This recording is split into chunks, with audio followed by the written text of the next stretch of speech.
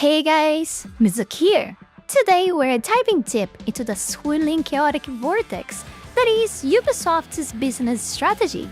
And by strategy, I mean whatever fever dream their executives are having while sipping on their overpriced espresso. Probably one of the least attempts of surviving on the market, so hit the like button, subscribe, and bells. Let's go! So let's rewind a bit. Many years ago, in a world where gamers still had hope, a legendary phrase was etched into our collective gamer consciousness. A phrase so iconic, so profound, that it continues to haunt the industry to this day. And that phrase is, do you know what the definition of insanity is? And now, my dear viewers, for those of you who missed this golden moment in gaming history, let me spell it out for you. Insanity, according to Vaz Montenegro, the only redeeming quality of Far Cry 3 is doing the same thing over and over again while expecting a different result. A brutally honest and disturbingly accurate observation. And do you know what's truly hilarious about this? Ubisoft, the very company responsible for embedding this philosophy into our minds, has somehow managed to become the textbook example of it. The irony here is so rich, I could spread it on a toast. So let's talk now about Ubisoft's last few years, shall we? What we've been subject to is a parade of gaming disasters that would make even the most patient fan reconsider their life choices. We are talking flops, monumental flops, Titanic level of flops, games that the public rejected like a bad haircut. Games that critics shredded to pieces. Games that weren't just commercial failures, but were fundamentally bad experiences. And why? Because Ubisoft insists on copy-pasting the same tired, bloated, open-world formula over and over and over again, shoving it down our throats like we're too stupid to notice it. We do notice. Baka. And what has this grand strategy led to? Bankruptcy knocking on that door. Their stocks are plummeting faster than my will to live when I hear the words Ubisoft Open World RPG. They are literally bleeding billions. Respect gone. Credibility obliterated. Their reputation is now as fragile as an Assassin's Creed protagonist in the first 5 seconds of a rooftop chase. So, what does Ubisoft do in response to this very clear indication that they should rethink their entire existence? Do they take a step back, listen to player feedback, and attempt to innovate? Oh, no, my dear viewers. That would be logical. Instead, they double down on their mistakes, like a gambler who just lost his mortgage payment at the blackjack table. Recently, Ubisoft CEO Yves Guillemot had the absolute audacity to reveal their vision for the future in a financial results meeting. And let me tell you, my expectations were already in the basement, and somehow they still managed to dig deeper. His grand announcement: Ubisoft will be focusing even more on open-world games and live service models. Excuse me while I scream to the void. How many times do we have to teach you this lesson, old man? The industry, the players, and even your own balance sheets are screaming at you that this is not working, and your response is to keep doing it? Ubisoft is that one guy who keeps sending you up texts after being left on read for years. At some point, it just gets embarrassing. And it's not like this pattern is new. For years, we've been hammering Ubisoft with criticism, breaking down exactly what's wrong, begging them to please stop ruining beloved franchises. And their response? A shrug, maybe a half-hearted statement about listening to the community. Then they proceed to ignore everything and churn out another lifeless microtransaction-infested algorithm-generated excuse for the game. Now, let's take a moment to appreciate the comedic tragedy here. Ubisoft, the company that gifted us Vaz's iconic insanity speech, has now become the ultimate embodiment of it. It's poetic, really. And if you think this is just a rant of a jaded gamer, let's look at the cold, hard numbers. Ubisoft's stock has plummeted over 85%. Investors are jumping ship faster than Ubisoft games get discounted to $5. Tencent has been eyeing an acquisition for years, but the Guillemot family refused to let go, dripping onto Ubisoft's crumbling empire like it's the last life raft of the Titanic. But wait, my dark foxes and viewers, you know me, it always gets better. Ubisoft still believes they can turn it all around by releasing another Assassin's Creed Shadows in their next big bet. And if that recent track record is anything to go by, it's going to land with all the impact of a wet paper bag. And while they are at it, they are still pushing Rainbow Six, which at this point is being kept alive purely by nostalgia and sheer force of will. And let's not forget their beloved game as a service model, because what's more fun paying full price for a game only to be bombarded with battle passes, microtransactions, and live updates that feel more like corporate life support? And the true punchline here? Ubisoft's solution to all their failures is to just keep making the same kind of failures over and over again. They're looking at the wreckage of a portfolio and saying, you know what we need now? More of the same, of course. Ubisoft, my dear delusional Ubisoft. Take some advice for a fictional Batman quote, since you clearly love philosophical wisdom. Either you die a hero, or you live long enough to see yourself become the villain.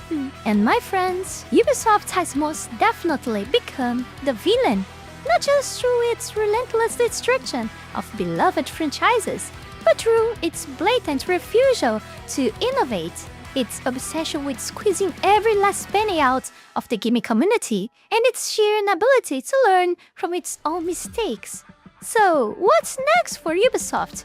Probably another open-world game nobody asked for, packed with microtransactions and underwhelming protagonists, and a market campaign that pretends like this it will be different. Spoiler alert, we know it won't be.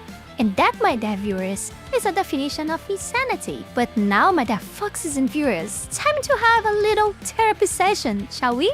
Because at this point, talking about Ubisoft is less of a gaming discussion and more of an intervention. I mean, the company has transcended the realm of a mere game development and has fully evolved into a meme factory. We don't even need to describe their games anymore. We just say, oh, it's a Ubisoft game, and instantly everyone knows exactly what that means. Giant bloated maps? Check. A million useless collectibles? Check. A tower to climb for no logical reason other than game design? Check. A lifeless world sprinkled with the same regurgitated side quests you've been doing since 2008? Triple check. Seriously, at this point, if you've played one Assassin's Creed, one Far Cry, one Watch Dogs, or whatever the heck that latest generic open world attempt is, congratulations, you've basically played them all. And yet, in stark contrast, we have other studios out here crafting games that resonate, games that people actually remember years after release. Rockstar drops GTA and Red Dead like divine gifts from the heavens. Sucker Punch gives us Ghost of Tsushima and makes us whip over samurai honor codes. Insomniac delivers Spider-Man with fluid combat and engaging storytelling, making us feel like actual superheroes instead of glorified errand boys. These are the games that set the bar.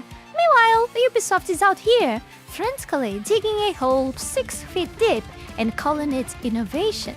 Now, I wanna be clear with something. The issue isn't open world games. The issue isn't even the whole games as a service model. Games as a service can work. I mean, look at GTA Online. It's still raking in money a decade later. Fortnite? Love it or hate it, it's got a solid player base and keeps evolving. Even though League of Legends, for all its rage-inducing mechanics, understands how to keep people hooked.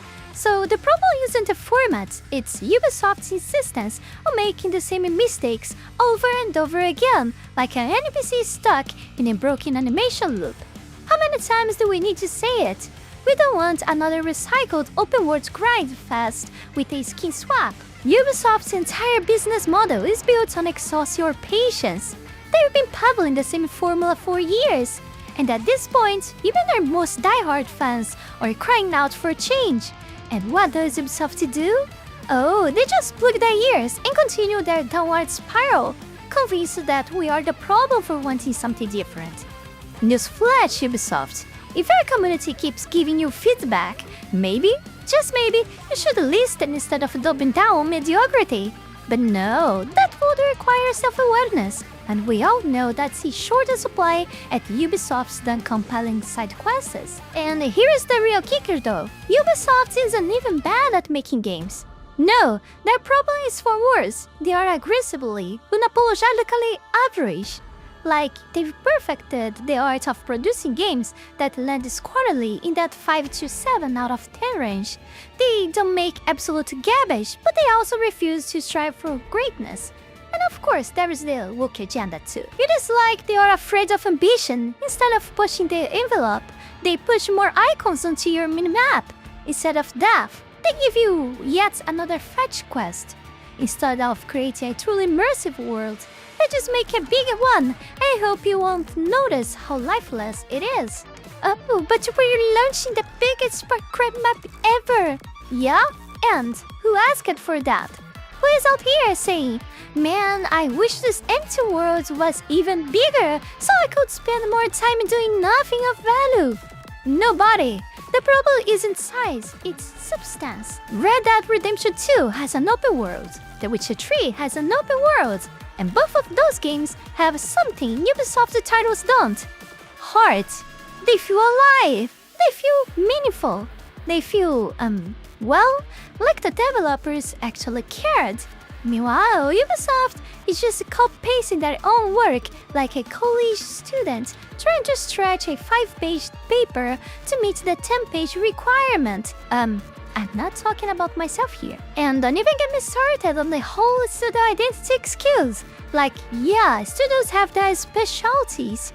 BioWare used to make epic story-driven RPGs. Then they tried Anthem and tripped over their own ambitions. Some studios are known for first-person shooters, and if they suddenly dropped a third-person adventure, we might be skeptical. But that doesn't mean you stop evolving. Having an identity doesn't mean being trapped in a formulaic cage. You can innovate without losing your essence, or at least you could, if you weren't Ubisoft. Seriously, when was the last time Ubisoft dropped a game that genuinely excited you? Not just, oh, that looks alright, but actual hype?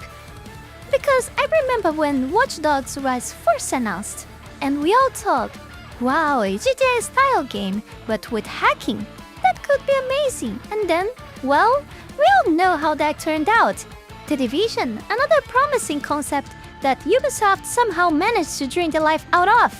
The Crew, I don't even need to mention this. Explore the entire US with your friends, and now explore this tiny island in Hawaii. Isn't that fun? No, Ubisoft, no, it's not. I mean, we've reached the point where even the trailers don't hit the same. When was the last time Ubisoft announcement made you say, holy crap, I need that game? Exactly, it's been a long time. And yet, here they are, stubbornly clinging to a formula that has been failing them for years. It's the very definition of insanity. Doing the same thing over and over again and expecting different results. Except the only ones going insane are the players who keep hoping for something better. So honestly, if we wake up one day to the headline, Ubisoft acquired by Tencent, I won't even be surprised, because at this rate, it's only a matter of time before they run themselves into the ground. And when that day comes, they will have no one to blame but themselves, because we've been telling them, we've been warning them, but if they refuse to listen, well, that's on them. But before we go any further, I want to take this brief moment here to thank you all my patrons that support my work here on YouTube, and especially my Three-Tailed Fox Tire members Heath Rowell and Fenny Sylvy for the incredible support to my work. You guys are amazing. You can support this channel life and growth with just $5 a month and gain access to many perks. This is less than a burrito. Check out my Patreon, link is in the description below. Thank you so much for watching. Watch my other contents too. I also made a Rumble. I will put the link in some place in the description. And check out my other channel. Also remember to like, subscribe, and bells. See you guys in the next video.